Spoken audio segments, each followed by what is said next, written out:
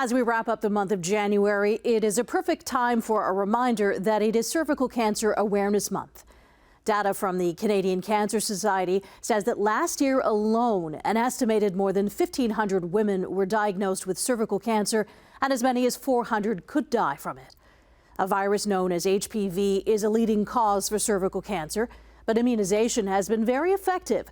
So medical officials in BC are now focusing on early detection of HPV through new at-home screening tests. Tonight, Laverne McGee takes a look at the program and speaks with a patient here who says it could make a difference. The lack of energy, I couldn't eat, sleep, pain, all of that. Leea Fortune is a cervical cancer survivor.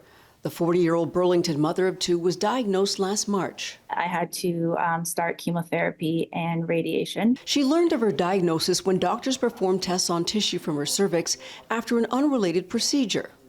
There are not always warning signs, and each person has different symptoms. If detected early, cervical cancer can be prevented and treated. McMaster University's Dr. Andrenika explains the process in Ontario. People will get letters at home notifying them that they're either due or overdue for their pap smear.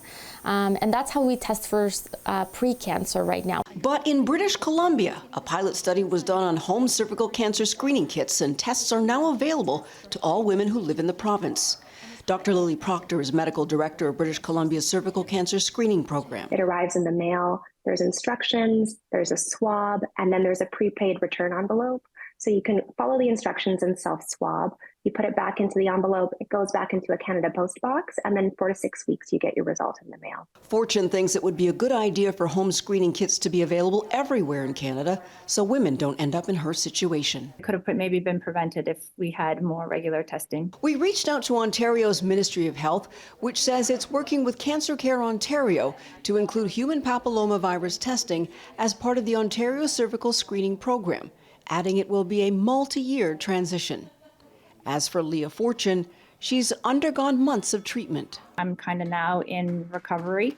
I'm still have a small piece of my tumor is still there, so we are waiting. Hopefully, my next MRI is in February, and that it shows that it's all gone. Laverne McGee, CHCH News.